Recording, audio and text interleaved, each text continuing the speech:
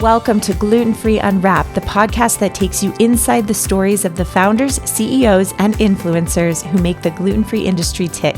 Whether you're living a gluten-free lifestyle, building a brand, or just love a behind-the-scenes look at how your favorite products came to be, you're in the right place. I'm your host, Jenny Fink, and this is Gluten Free Unwrapped.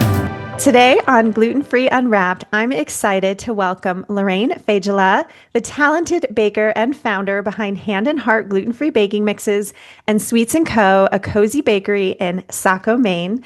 When Lorraine learned that she had a wheat and gluten intolerance in 2012, she was missing so many of her favorite foods. She took matters into her own hands and developed a killer gluten-free flour blend, and later opened a dedicated gluten-free bakery and cafe that's winning over both gluten-free and non-gluten-free eaters alike. In this episode, Lorraine shares her journey from when she discovered she couldn't eat gluten to creating two thriving businesses committed to helping others embrace gluten-free living with confidence. You'll hear about her challenges, the flaw that sparked it all, and what's next for this Maine-based trailblazer. So, Lorraine, welcome to Gluten Free Unwrapped. Hello, super excited to be here. Oh, I'm so excited to I know. dive into your story. And we haven't chatted in a while, but we go way back. But let's start here with a little bit more of your personal journey into the gluten-free world and gluten-free baking, I guess, which is a big passion of yours. So maybe you can tell us how this all started.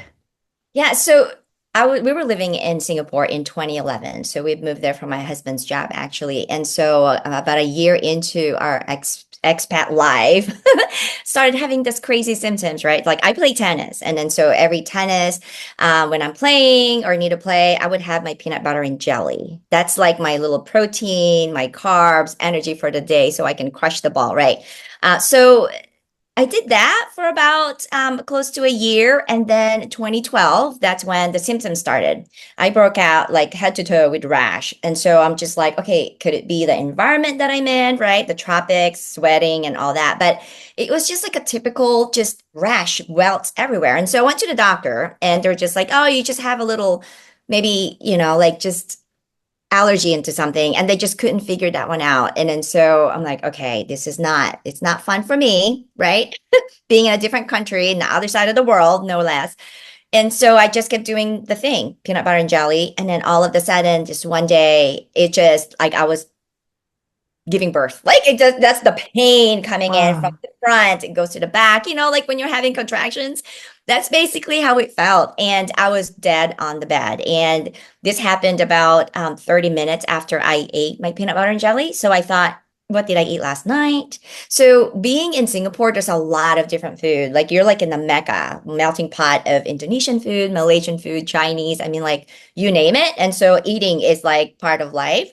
And so I'm just like, okay, I need to start figuring out what it is. Is it that spicy food I ate? Did I get food poisoning? I'm like, it was just insane. So I did that for about, I don't know, like 2 weeks or so. And then finally I went and got, the endoscopy and, of course, they put you to sleep and they did all this crazy thing and procedures and stuff like that. And it was just like, you've got a little inflammation, like from up here, like in your esophagus, all the way down to like your intestine area. I'm like, okay, well, maybe I need to stop eating spicy food. So that's when elimination starts, right? Like when you, with any illnesses, you're just trying to figure out, what am I eating? What am I doing? And so I started eliminating no spicy food. I love Sichuan food. That's the spicy, numbing, everything in between. It was just like amazing. And so I got rid of that. And I'm like, well, maybe it's just like the beef, if it's like medium rare, maybe I need to do well done. I mean, it's just insane. Like as far as, the diagnosis and the process that I have to go through, because they didn't know what's going on with my stomach either. They just know that there's inflammation, right? And so I continued on with my peanut butter and jelly, and then it just kept taking me down. And I'm like, oh my gosh, I think it's the bread. So I stopped that. And Wow. more bread, it's the whole yeasty thing, right? And then the funny thing is, like, once you have those kind of discovery moment, that's when you look back of like your experiences in the past. Like we would go to, let's say, a steakhouse and we will have basket of bread and then our steak. And sure enough, like within like 30 minutes of eating my food, I would just like have to go to the bathroom. So relatable, right? Right, But totally. it's crazy. But back then I was just like, well, maybe because going back to the meat. Maybe my meat was just like, I need well done. I can't have the beef, being like medium wet, medium rare or whatever. And so I changed everything and it was just like nothing's changing. And then so after the 2012 in Singapore, it was like, okay, I think that was the culprit of it all. Interesting. Isn't that crazy though? Like the anxiousness that you build because of your stomach issues when you're eating Right. out. It's so surreal. And it's all about human nature. It's just you just try to avoid certain things. And for me, I like to eat, so I didn't avoid food. I just Yeah, I hear you. And I think a yeah. lot of us actually avoid or don't want to avoid bread. Like we'll blame everything but the bread. It sounds like you kind of went through that because you're like, I'm not giving up bread. I'm not giving up the things I Oh, love are like you that. kidding me? The butter? That's just like money, you know? Right. If you go to Texas Roadhouse, you've got like little fresh butter and honey butter. I mean, it was difficult for sure. Yeah. So how did you say, wait, I think it's the bread. Yeah, well, it's the constant eating it before my tennis. And it was just this one time where I thought, I think I may need to go to the hospital, to the emergency room, right? I need to like take a taxi because you couldn't afford a car in Singapore. It's super expensive. And so I was like, what is it? And so I eliminated that and I stopped eating that. And then that just like my symptoms started getting better. Right. And so my rashes, they gave you like cortisone, whatever it is, that's kind of like it's steroid shots or whatever. And so that kind of helped. But as soon as that kind of ran through my system, it came back again. And while I was still eating bread. And then so when I stopped eating the bread and I stopped eating, like just anything that I think may be like the culprit of my symptoms, my rashes started to diminish. Right. Wow. And then so being in Asia, everything is made with soy sauce, right? And when you're just navigating through gluten-free diet, you just don't know like where it is hidden. And if you eat out, it looks pretty, like it looks pretty safe, but it was like it's soy sauce, oyster sauce, all this beautiful sauces that they have. And so at night, I will have welts. And then so I didn't have the crazy stomach ache, like caused by bread, for instance, but I would have welts. Like I would have welts in my face and my arm, my legs, and it was itchy. And then so it was just like one of those things. Like, yeah, I got gluten, right? And that was my symptoms, like externally, that's showing. And it's not pretty. Yeah, no. And you had a skin manifestation of it, which is very common and people Yeah, don't realize that. It's not I just realize. stomach. Well, it's like what, 99%. That's like the biggest organ that we have in our Right. bodies, our skin. And so that's where symptoms shows up when there's inflammation in your body, right? And then so I had to dive into like what is going on with my body. I have to be an advocate of telling the doctors that I meet, right? It's just like I have these symptoms. It's like I know it's like something to do with bread, but I couldn't figure that one out because again, new into this whole gluten intolerances, allergy or whatever, not wheat allergy. So And this discovering it was and this was in 2012 and I don't in think 2012. gluten was really well known and I imagine in Singapore like nobody had heard of Oh, this. are you kidding me? In Asia, I think it's like what gluten? Right. It's Huh? like what? What are you talking about? And so you have to like really ask questions. What's in it? Well, is there soy sauce in it? Right. That kind of Right. is there oyster sauce or dark soy sauce? That kind of thing. And even mirin, right? And then some of them are Hmm. made with wheat when they do that. And then there are some brands that are made with rice, which is if you find it, I just grab a whole case. Yeah, exactly. Yeah, that kind of Well, thing. when I was diagnosed with celiac, my mine I almost immediately went to all these traditional foods that I loved growing up and that I ate all the time and that I was like, I think these are now going to be off limits to me. Did your mind go there? Were there certain foods that you grew up eating and you're like, oh my gosh, I don't know if I can eat this again? Right. Yeah, there are plenty, right? I love donuts. That was my thing. It's just the hot donuts now. I grew up in Atlanta, and so whenever that little sign in the the famous donut shop, hot donuts, and I was like, yeah, let's go get like a couple dozen, whatever. Right. It's the best thing ever. So that was my kryptonite. Donuts I would eat. And so when I found out like, okay, bread, yeah, what's made of bread? And I have to like think about like what do I need to eliminate now? Luckily in Singapore when I was there and had all this issue, it was a lot of their products were basically made with rice base, right? Whether it's the sticky rice or tapioca. And then so to me, I just have to be mindful of what those things are. Like I would ask, okay, what do you call that? Like what flour is in there? And then I would ask, well, did you use, like wheat flour or something like that? But that whole knowledge of that combination of wheat and tapioca flour and with the desserts and stuff like that didn't happen until later on. Because, like, okay, tapioca is fine. If to me, if it's not, if it doesn't have holes in it, like the bread texture, I kept thinking, oh, it's not gonna bother me, right? Because I think it's like the yeasty one that's Mm, bothering me, but it does. it bothered you. Now, did you bake and cook a lot, or were you eating out more when you were Yeah. traveling? When we traveled, obviously we ate out all the time. And then so the cross-contamination thing or like having soy sauce here and there was just like, okay, I'm just gonna have to pop in my Zyrtec. Hmm, That was the thing for the hives, right? So I cooked a lot just because there's so many good produce and also fresh seafood and stuff that are readily available in Singapore. And I love going to the wet market, and that's what it's called. And so I would pick up what I want to cook, like crabs and I mean, like lobsters, all these crustaceans. I would make them. I just have to be mindful of the sauces. But when I was starting out, like I would say for like a whole year, I wasn't so careful with them, right? And so I would just have hives because I wasn't aware of a lot of things like the sauces that's hidden and the malt and all that stuff that now we know being in this. right. And so I wasn't a baker. That wasn't my favorite thing. I would cook.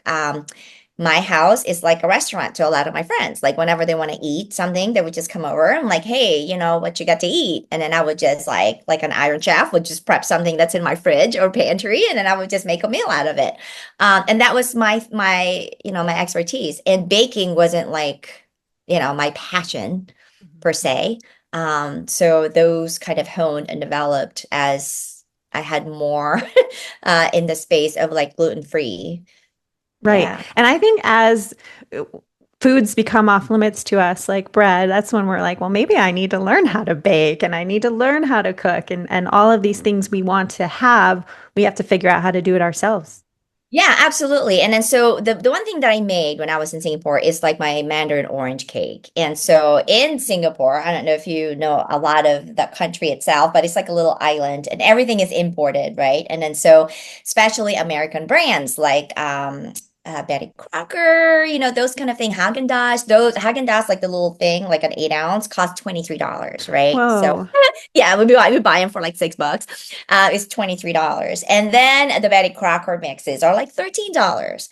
And then so with my local friends, they're from Malaysia, Indonesia, and a couple of Chinese.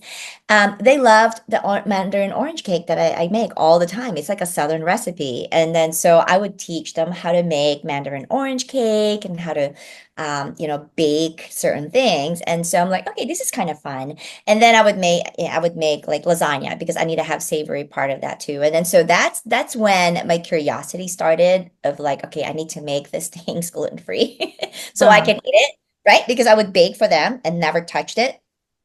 Right. Wow. Oh my gosh. I mean, Okay. it's the craziest journey. Okay. So you're in Singapore for your husband's job, and then Yes. somehow you came back to Maine. Are you from Maine No, or Atlanta. from I'm from Atlanta? South. Yeah, I'm from the South in Atlanta. And then so we went back to Atlanta and a couple of days later there is a company that he had interviewed with when we were in Singapore. And so they're like, okay, you and your wife need to come up to Maine. So you guys can see, how beautiful this state is and if your wife would like it. It was in the middle of June, which is, the best time to come to Right. Maine, July, August, right? And so I was like, yeah, no, we'll go, being back in mainland in US, I was just happy to just be back, right? Just Right. being away for 2 years, traveling Southeast Asia. I was ready just to be back home and I didn't care where. Our next move was going to be Arizona, but the main opportunity basically came around and they really wanted him to start. And so here, one incident, we went to kind of like a bougie restaurant for lunch, and I had the lobster banh mi. I know it's coming back in Right. Asia, and I'm just like, oh, lobster banh mi, that sounds really good. I've forgotten how painful it was. Sure enough, Jenny, it was just like 30 minutes. Wow. I was like curled up in bed, in and out of the bathroom. And my husband was just like, oh my gosh, I didn't know it was this bad. Because every time I would had an episode, he was never home. Right. But this time he was like in the hotel and I was sweating. Just, I mean, like, okay, I need to get this baby out. Wow. Yeah. Wow. Thing, right? And that just solidified the whole thing for me. And mind you, this is like about a year after the endoscopy and all that, because Right. endoscopy 2012, 2013, we came back around June, and I was just like, you know what? No, never again. Never ever again. Wow. Okay, Um, so were you working at this time, or I'm trying to figure out how you made this leap into this baking world? Crazy, crazy. No, so my background is in human resources, and also I've had my business as like a brokerage for an insurance company. So because that was what I did when I was in HR was benefits, and so I would help people. I was like a people person, and then so when we moved to Singapore, I had to sell my business because I can't run it being outside of the country for licensing purposes, right? Obviously, and then so when I got back here, it's just like I need something to do. And then so Right. yeah, and then so we got back in 2013, 2015, I launched what it's called Buko chips. And it's basically like coconut chips that I would bake and flavor with maple. We had cashews in it. We had almond. So I had like three flavors. I had the almond maple one made with Maine maple because we are in Maine. And then we have kind of like the spicy with the cashews. And then I forgot what the last one is, but I know that I had three flavors. So it's been a while. Wow. And then so I worked with that and started passing it out, sold it in Amazon, sold it to like over 50 retailers here in the kind of like a Northeast area. I got to know a lot of small businesses, health food stores, because that was kind of like my space for what I'm selling, because it's made with coconut oil. So it's really healthy, low sodium, low glycemic, because we use coconut sugar syrup. And then so it was divine. So I did that for about a couple of years. And then during that time, that's when I started kind of like mixing a lot of the flour too, because I was surrounded for some reason with a lot of friends. And one of my best friend husband is celiac. And then so I was just like, oh, okay, so tell me more about what that looks like for you. And he was just recently diagnosed, maybe a year. And then so it just kind of piqued my interest. I'm like, you know what? My culture is hospitality. Every time people come into my house, I want to feed you. If you're hungry, yeah, I'm happy that I can feed you. If you're not hungry, you're gonna take like a little box home, take that and eat it at home. And then so it piqued my interest, and then so I was well aware about different flours, and so I started going into the grocery store, finding out flours, baking with them, and nothing just like it's not doing it for me. I Right. spent so much money like just okay, maybe I need to tweak the recipe, put my liquid in less. I mean, like it's insane, right? And then finally, I'm just like, okay, I'm just gonna mix stuff together. And then so I looked at the market, what they have, and then I tested out a few of other brands, and I'm like, okay, which one do I like the most? And then I kind of married a couple of the brand kind of like formula together just to kind of come up with like what's perfect for what I need. And then so the all-purpose flour was born. I'm just like, whoa, this is good. I mean, Wow. trial and error is crazy. So my dear celiac friend husband was my guinea pig. I'm sure he Because loved it.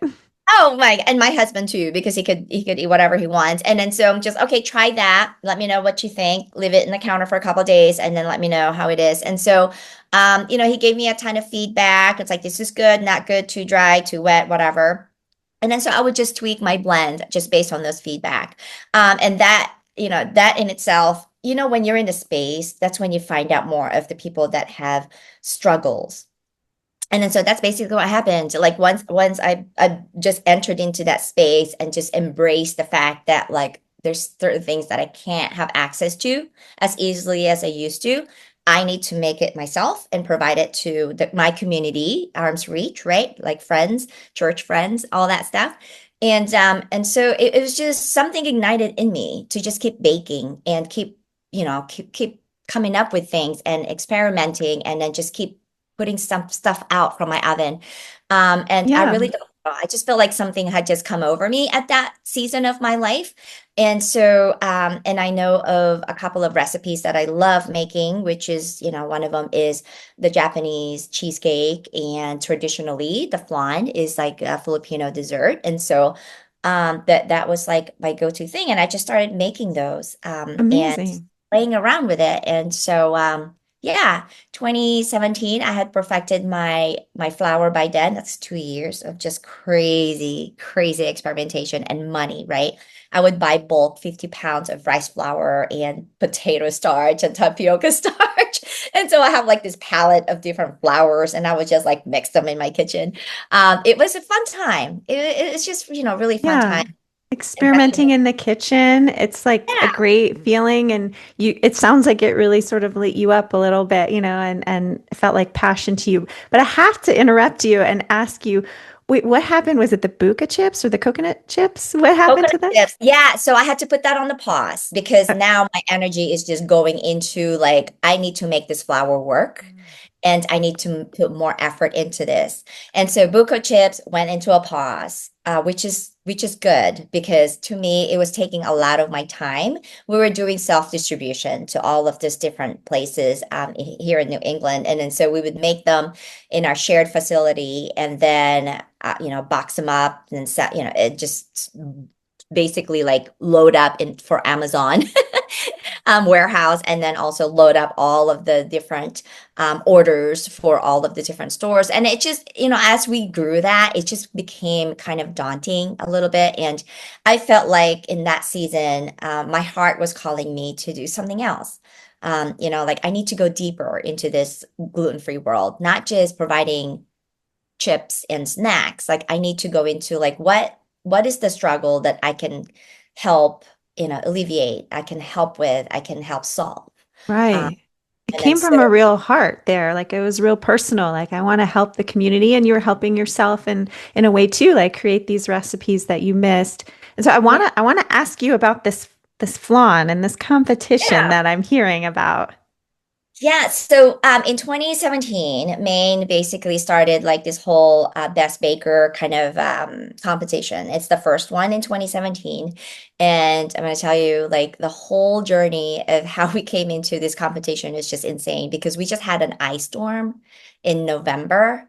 And this competition was like the first weekend in November, and this is in 2017. And then so the ice storm just basically wiped out all the lights. Like the whole county was just black, like just like, oh my gosh, we're blackout. There's no Wow. power.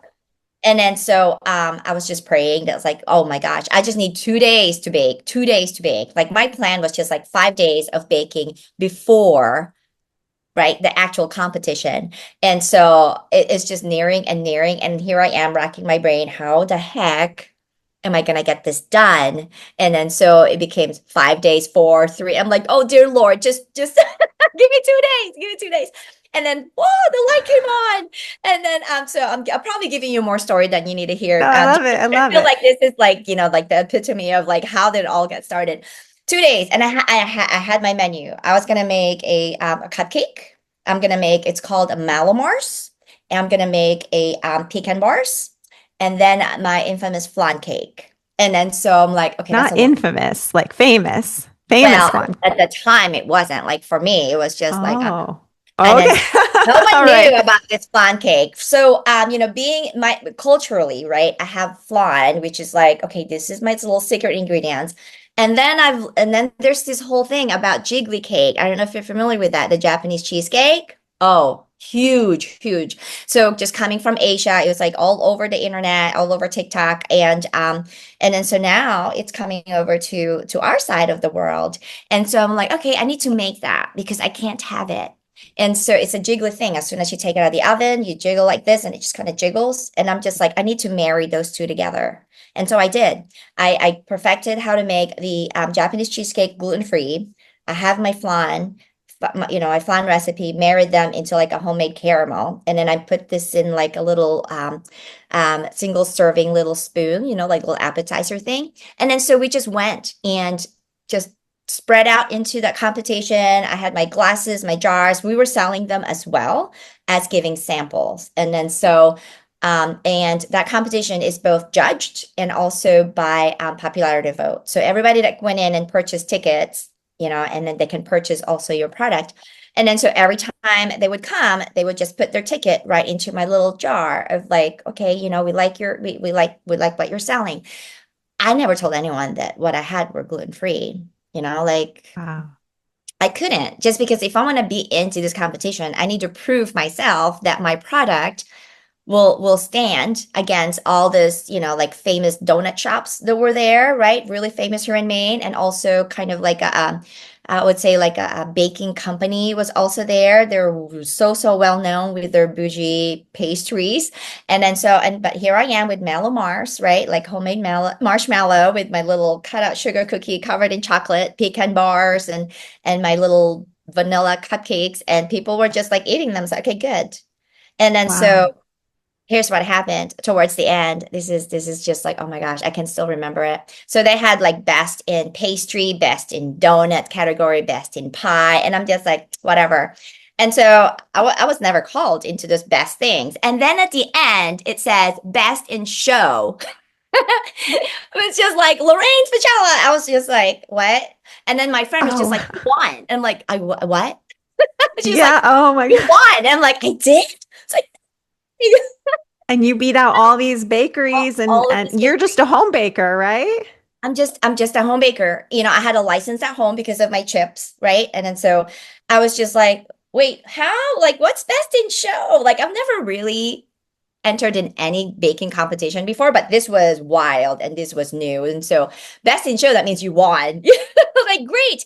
And so all the while, when I was handing out samples, there's this food critic that came through that I didn't know about, and he tasted my flan. And then so for that year, for 2017, he does like the best of in Portland Press Herald, which is the local newspaper here in Maine. And my flan cake was in like best gluten-free pastry that I've ever tasted. And so I'm just like, well, there you go. There you go. Yeah, and that Now, was a testament. Yeah. wow, that's Yeah. so exciting. I could just see Did it. your face when they're like best in show. What? I Me? know. I was just like, Um, what? I was so so confused though. So so you confused. were obviously using the flour blend that you had been perfecting and testing in your Yeah. kitchen. Was that sort of the spark for starting your own, line of flours and blends? Yeah, absolutely. And then so I was that whole award basically is just like, okay, you can do this, Lorraine. What you have can compete.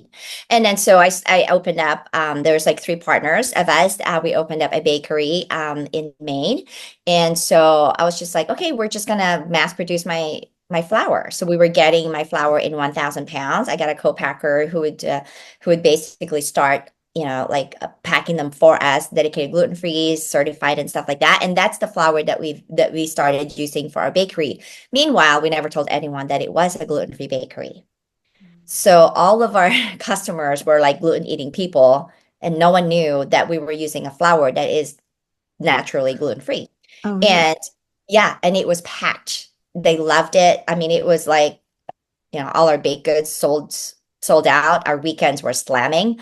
And it was just like, okay, good. And that was the cherry on top for me. It's just like, okay, Okay. if people cannot tell that what they're eating is gluten free, then this must be it. And we would make people cry because people the tourists will come and they're just like, are there anything here that's gluten free? And my manager, she would like lean over, so sweet, honey, everything is gluten free, and she would just like start crying because she saw cinnamon rolls. We had biscuits and gravy. We had all the Amazing. cupcakes and like coffee cakes and all the amazing stuff that I was missing. And so I poured a lot of my blood, sweat, and tears into that first cafe. I was in the background because I was in the kitchen, just training our bakers, making them comfortable with how to handle gluten free and what to look for and the texture. And so But I was surrounded with an amazing baker there, and she learned um, all for the time being. And so yeah, I had that for about a couple of years, and then pandemic happened. Okay, that's what I was going to ask you. So you won the competition. It Yeah, inspired you to start your own line of, a flour that you packaged, and then you also started this other bakery cafe. And yeah, then that went away. yeah. No, the retail wasn't up and running yet for Okay. for my flour. Just because I was like, okay, I developed the flour. Now we have the bakery. Okay, well, I don't have time to do the flour thing because it does take a lot of time and effort, right? I'm like, I'm just gonna do the bakery. And I learned so much doing that. And as far as who to trust, who not to trust, and how to do business with people. And being resourceful. And Right. so I did that for a couple of years. And in 2020, when pandemic happened, I just basically stepped aside because it was just shut everything down. And I'm just like, okay, what am I going to do? And I'm just like, well, people are still baking, right? And they're baking at home. And so in April of 2020, that's when I decided, you know what? I'm just going to put my flour on retail. And that's my next step. I want to Oh, teach people how to bake, teach them about the secrets and the shortcuts that I've learned along the way, and then just introduce this flour to the market. It was so overwhelming at first because I had to do my website, I had to design my packaging, I had to like right. figure out, like all of the labeling requirements. I mean, it was just like even though I had that kind of experience with my buco chips, and the good thing about it is that I had a relationship with like overseas on how to acquire packaging materials. Those are the most expensive ones, and so I was able to source that quite easily. So there wasn't a lot of money up front that I had to put out.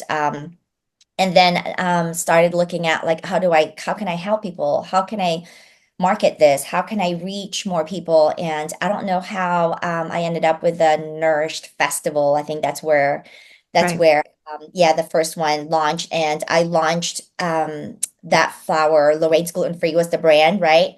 In the end of October, and then I think it was like November when the Nourished Festival happened, like the beginning or maybe the end of October. So I know it was only like I only had like 2 weeks to like get Oh, all must yeah, get my labels done, get all my stuff done, get it packaged. I mean, it was, and then just really get the instructions, right? Wow. Okay, well, let's But take a quick pause here because I got to back. yeah, I have like a million questions and I'm going to forget them all. But like yeah, so in April 2020 of COVID, you did shut down that first bakery. You decided not to do it anymore. And then that's when you were leaning into your baking mixes and your flour. And a lot of people may not know this. It was originally called Lorraine's Gluten Free. It was in this black bag. And the first time I had ever heard about you was at this Nourished Festival. And the Nourished Festivals were in person events in different cities. But during COVID, they were online events. And I remember seeing you do a cooking demo. So I will let you pick up from there. But I just want to yeah. give people a little bit of the backstory of how this all went down. Oh, absolutely. And that's when I met you, right? So during Nourish Festival, they were just like, "Can you do a demo?" And I'm just like, "Yeah, sure." And back then, that's before I had my packaging professionally done. You remember the black, but I think you got the brown with like a sticker on Oh, the back. I don't know maybe. if you remember that. Yeah, you probably don't, but I know like I would say like the first few shipment that you had purchased is probably that. And then I'm just like, okay, this is going crazy. I need to get it, professionally printed. And then so yeah, I said, yeah, sure, I'll show them how to make. At the time, it was just like, I show how to make cinnamon rolls. And they're like, I you can make remember. cinnamon rolls? It's like, yeah, I can make cinnamon rolls. Which most people don't realize Yeah. that cinnamon rolls or anything like a yeast kind of flour or recipe, super hard to make. Usually really dry and crumbly. And I remember watching you make these cinnamon rolls, and I went to your website and I'm like, click, I am buying those. I have got to figure this Right. out.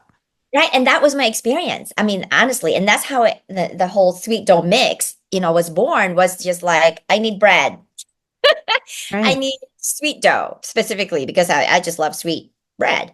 And then every product that I tested, it was like, why is it too wet? Like I can't roll this. It's like I don't want a donut that's shaped like a donut made from a cake batter. I want a donut that is shaped like a donut that is fried and it tastes like a donut. Like I Exactly. used to donut, right? And then so I'm like, I need to come up with a sweet dough mix. And then so yeah, like it took me a whole year. It was insane. It's like the whole thing was just developing and testing. So yeah, so I did the whole Nourish and I remember them. It was just like, okay, we have two cameras, one the top and then one in the front.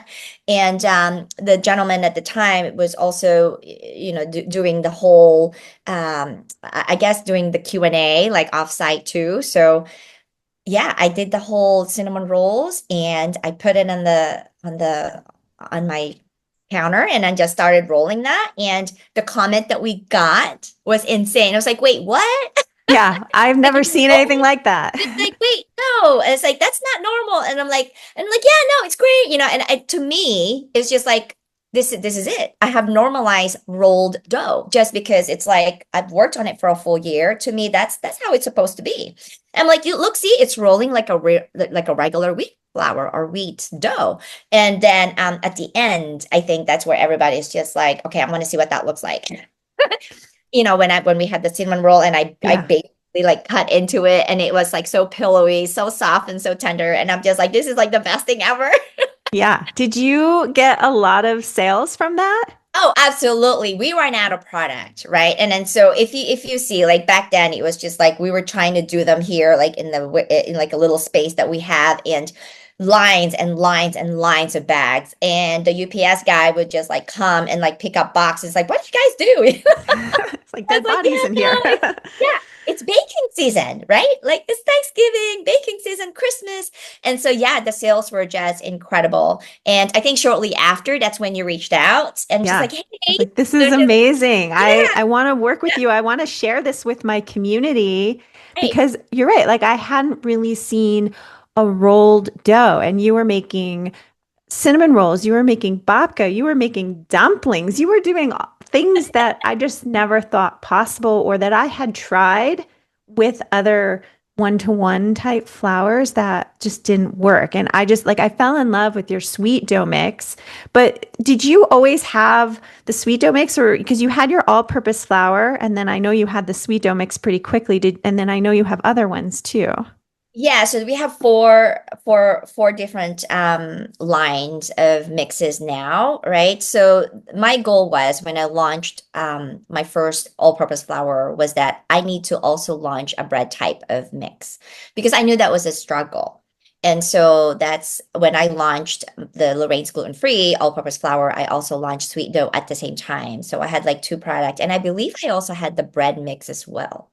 The bread mix is separate, and then the pizza mix. Those all kind of came after. And then so now we kind of combine bread and pizza into one with the new, with the rebrand of Hand and Heart Gluten Free. And then that was the struggle that I hear from every conversation that I have with people that can't have gluten or celiac. It's just like, you know what I missed most? Bread. And I'm just Yeah. like, okay, Yeah. Good I hear bread. you. Yeah, I hear you. And I'm gonna make that happen. Lots of sleepless nights. Like I'm I talking bet. about a lot. My brain, like when I'm sleeping at night, was just like racking and it's just like, okay, it's too dense. What's missing? Or it's just like, okay, the next day it's hard. Like what's missing?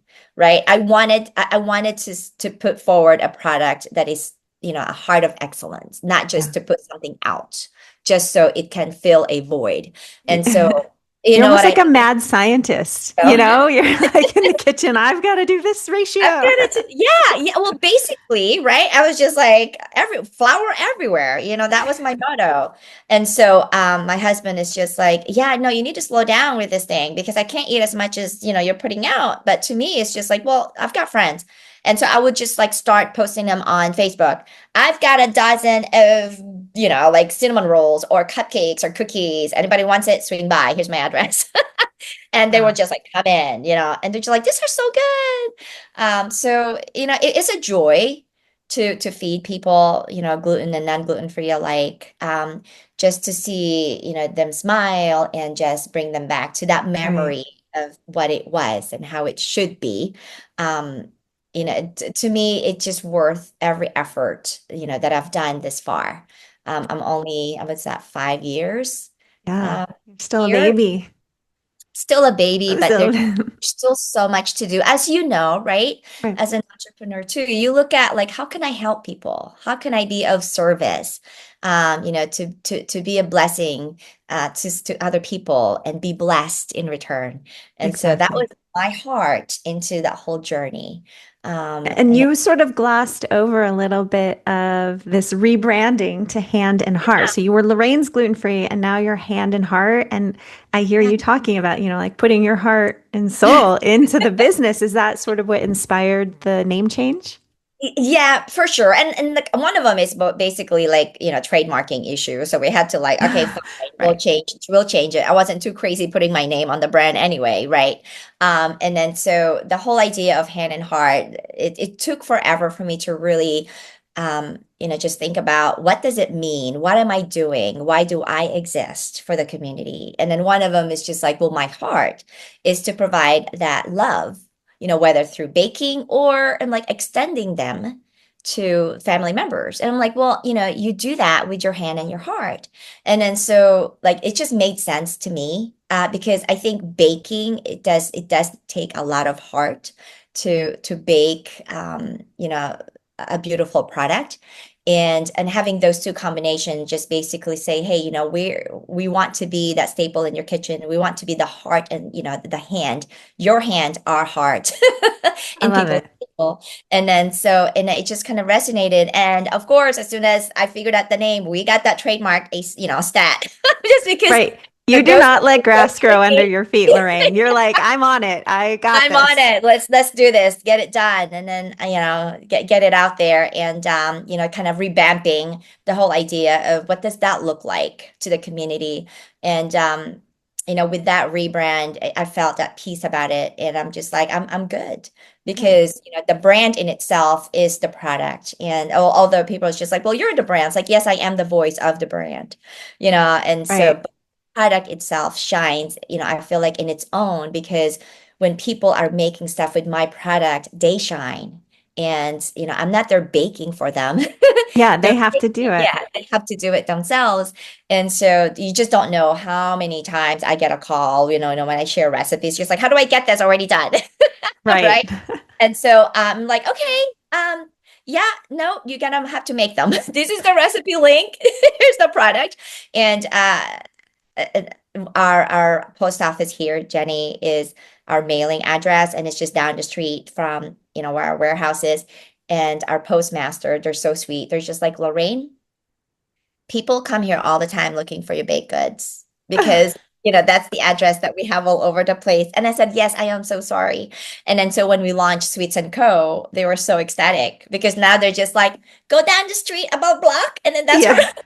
Leave us alone. She's down there. Okay, this is a good time to transition into Yeah. this, Lorraine, because there's no easy way for me to ask this, but you had a bakery, you shut it down, you're growing this thriving flour baking mix company, and then you go open another bakery.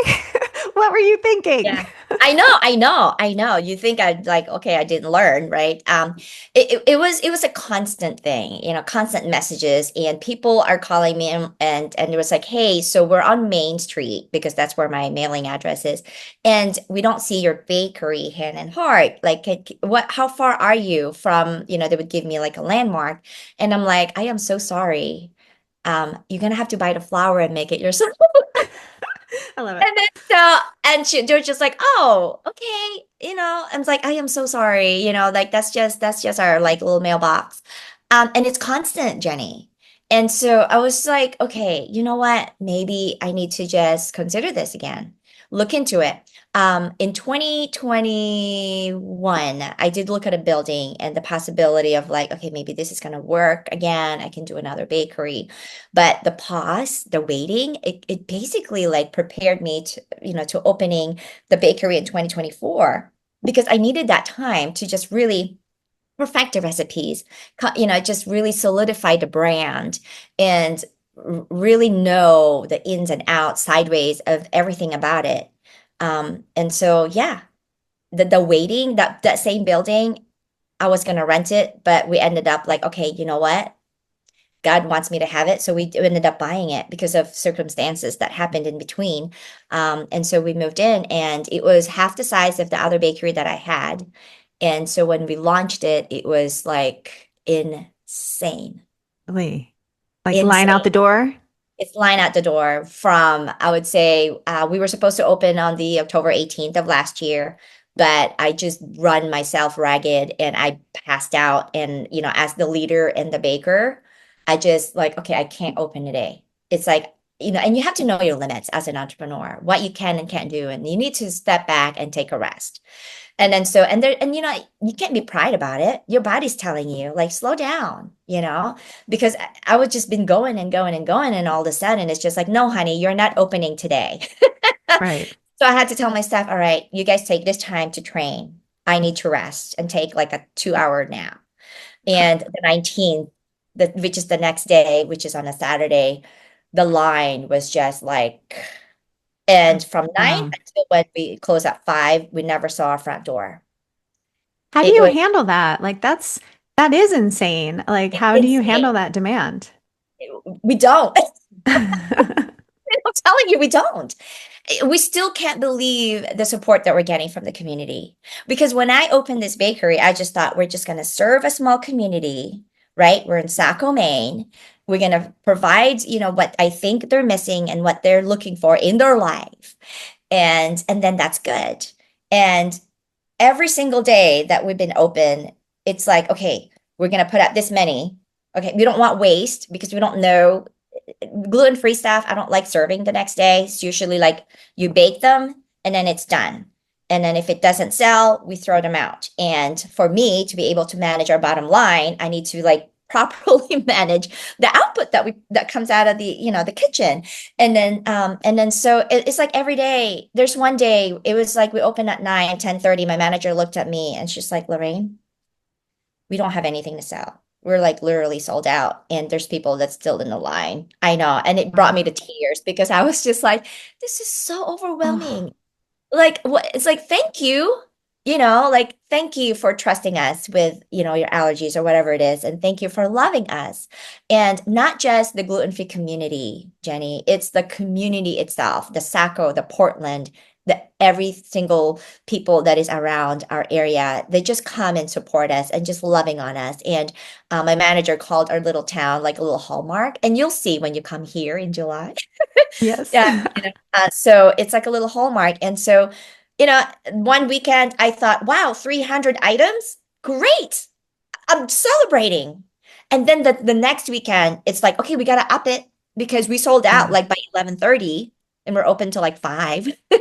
Have We you have you ever thought about getting like a manufacturer to help like mass produce these and some will come to your bakery and some Right. will ship across the country. Have you Wouldn't that be gone down that route? amazing? I think yeah, I have thought about that, but I think it just takes the right partnership to do that. I mean, I'd be more than happy to share my recipe if somebody wants to mass produce it and, it's like a partnership. You want to do it? Yes. But the quality control needs to, to just be laid out. Just because, I walk, in the gratitude of just an excellence mindset, right? Like everything that I put out is made with excellence. And my bakers and my staff knows that. Like I have a really high standard when it comes to like if it doesn't taste good, doesn't look good, it's not going to be sold. And if people want it, we give them to them for free. That was my mindset at the bakery. And then so it's if somebody has that same like values as I am, welcome. I mean, I would love to work with you and Yeah. make because we do get a lot of those messages. Can you please, ship to California, Right. Texas, and Florida? And you're just like, oh, I so want to. I so want to do that, but we're just trying to survive with the demand that we have to Yeah. put for the community here. And so, one weekend we sold over 500 in one day. And I was like, and In then Maine. it's in Maine and it sold out like 2 p.m. It's Wow. I know it is so overwhelming and the open arms that we've received and the support is just it's honestly it's just like okay what do you guys want us to do next? Right? Right. Amazing. Amazing. Yeah. I've just watched a lot of gluten-free bakeries come and go. And Mhm. I don't know if I've ever been to a gluten-free bakery with a line out the door. So you're doing something right. What do you think that secret sauce is? Secret sauce. Oh my gosh. I'm gonna go back to the heart of excellence, just because what we put out, you know, I will eat, and my husband, who is not gluten free, will eat and enjoy.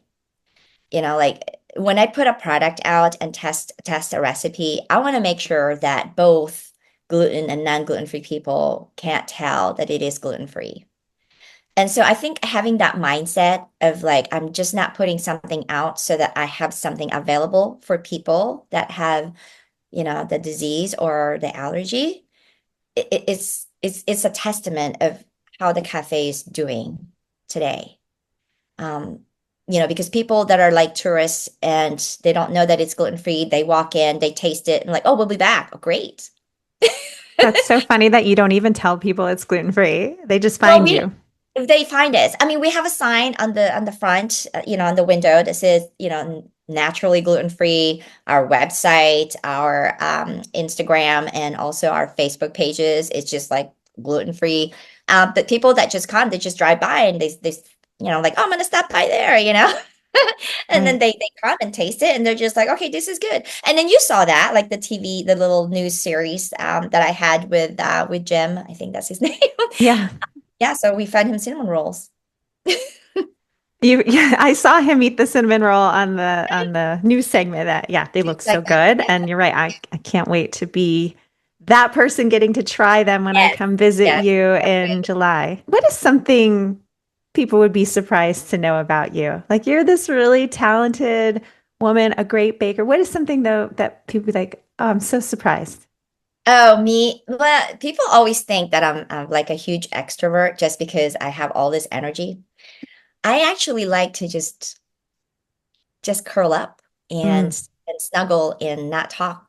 That's my like secret place. I think maybe going 110 miles an hour, just having like sit still and not talk to anybody, not say any word or not do anything. I'm actually like a closet introvert. I don't even know if that's yeah. like that, if that's even a description. But yeah, and I'm not a sweet person. You're not Like a sweet I don't person. like sweets. No, I'm more savory. Oh my, but you I have to know. eat all these things you're I making, do. I imagine. So I did you know how I test them? I would take a piece, I would take like a cupcake, and my staff would just like grasp every time they see me do it. And I do it every day.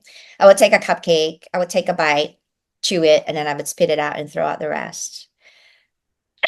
Oh my gosh. Isn't that crazy? That is crazy. It's the quality control. I'm looking for texture and I'm looking for what hits my tongue first thing. As soon as I put it in my tongue, what does it hit? Is it good? Is it, does it bring me back? Does it bring me back to like do I want more? It's like, yeah, I want more. But if I keep Amazing. eating the product that I have, I can't. Yeah. I It's think just it's an like occupational hazard working in a gluten-free bakery. absolutely. So I have to pace myself, and that's a discipline that I have to learn. I Yeah, imagine. But you I make know. a lot of savory recipes too, right? I do, not at the bakery at the moment.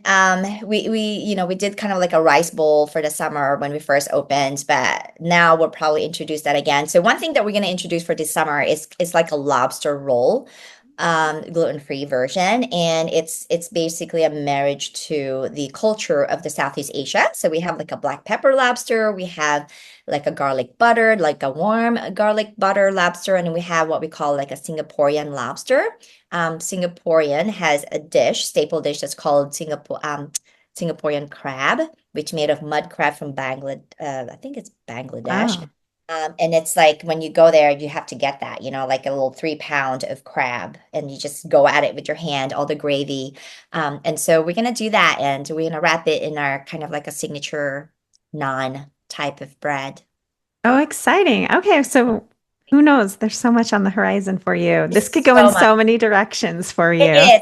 It is. I can't wait for you to try that actually. I think you and I will have like a little night and like a lobster. I don't know if you eat lobster, but we'll definitely do some cook nights or something. Oh my God. Well, I'm a Yeah. sweets person too, so I'm excited Oh, about those okay. You cinnamon can rolls. have you can have my pastry. Okay, Yeah, awesome. you can have my pastry. So before I let you go, would you be up for some rapid fire questions? Oh yeah, let's do it. This is fun. Let's Okay. do it. I have a Okay, minute. A minute each question. I know you're not a sweets person, but you're in your bakery and you can only choose one of the treats in there to eat forever. What is it? Fun cake. What is your favorite dish to make at home? It's it's a shaved lemongrass beef. It's over rice. Sounds amazing. What is a recipe you're most proud of that you made? It's the flan cake. I mean, Still the gosh. flan. Still the It's flan. it is. I mean, it's to texture. You've got that Mm, creamy texture of the flan. You've got the little airy texture of the Japanese cheesecake, and then drizzle that with like beautiful glistening type of caramel. I mean, it's the perfect marriage, with the salted gosh. caramel. Yeah. Everyone's going to be drooling as they're I listening to know. We don't this. make it that often. We don't make it that often, but What Mhm. what is the one baking tool you can't live without? My bench scraper. Wait, what is that for My people who bench don't know? scraper. It's the one that basically cleans out the counter, cut the Oh. dough. Yeah, yeah. It's a multi-tool. I scoop out dough with it. I do everything with it. Decorate cakes. If someone's gluten-free and visiting Maine, where should they eat? There's an Italian restaurant that we just went to. It's called Solo Italiano. And if you tell them that you are gluten allergy or intolerant, they would make everything for you in a separate pot. Yeah. And Scales. Scales is also one of our favorite places Oh, to. Yeah. okay. Sounds like there's lots of good options. A lot. And if you want a stuffed French toast, you can go to Sinful Kitchen. That's my friend's place. He's celiac. And then so he has two different work area for gluten and non-gluten. I'm Yeah. ready. I'm coming. I'm Yeah, ready. oh, totally. Oh my God, I can't wait to show you. But what's your favorite podcast or show? Oh goodness, so many. I listen to Mel Robbins. I listen to Tony Robbins, Brendon Burchard, and so it's just so many. Okay. Stephen Furtick. I kind of need my little upbeat personal Jesus on once in a while, but then so I We all listen need a to little motivation. I love motivation, everything. I have to feed my soul, my mind, and my body. So What's one thing you wish you were better at? patience. Good one. And this is a question I like to ask everyone. What is another gluten-free brand that you really admire? Oh, that's a tough one, Jenny. I think it's right now. I'm loving BBGO because they make the gluten free, like the pot stickers. I think it's Oh, yeah. BBGO. Is it frozen? It's the frozen. Yeah, Ah, yeah. And so I'm loving that just because it's time consuming making those things. And if somebody had made it, I would try it and eat it. oh, amazing. Well, you survived the rapid fire. Thank you I know that so was a tough much. one. Now, okay, so there's several things going on here. Now, if people want to buy your mixes, where should they go? And if they want to visit you in Maine and try your baked goods, where should they go? How can they find you? Yeah, of course. So if they want to buy our mixes, they can go to handandheartglutenfree.com and we have all of our recipes there. And if they want to come see us and try all the baked goods that they see on the recipe page of our website, they can go to Sweets and Co. and that's in Saco, Maine. And our website is sweetsandcocafe.com. We're also on Instagram and Facebook with the same handle. Well, I'll report back when I visit your bakery, but I know your mixes are amazing and your all-purpose flour is just so perfect. All-purpose perfect. Perfect. Thank you. So big Yeah. fan here. Thank you so much for being on Gluten Free Unwrapped and allowing us to share your story with our listeners today. And I wish you the best of luck. Thank you. Oh, thanks, Jenny. This is so much fun. And I can't wait for you to come. Oh my goodness. We're going to have so I much can't fun. wait. I can't Lots wait of eating. either. Lots of eating. Thank you. Thank you for listening to Gluten Free Unwrapped. If you enjoyed this episode, please subscribe, leave a review, and share it with someone in your gluten-free circle. You can connect with me, Jenny, on Instagram at GoodForYouGlutenFree, and be sure to check out my carefully curated celiac-friendly subscription boxes at lovemeglutenfree.com. I'll return next week to unwrap more inspiring stories from the people shaping the gluten-free world. Until next time, stay strong, eat well, and remember, you don't have to do this alone.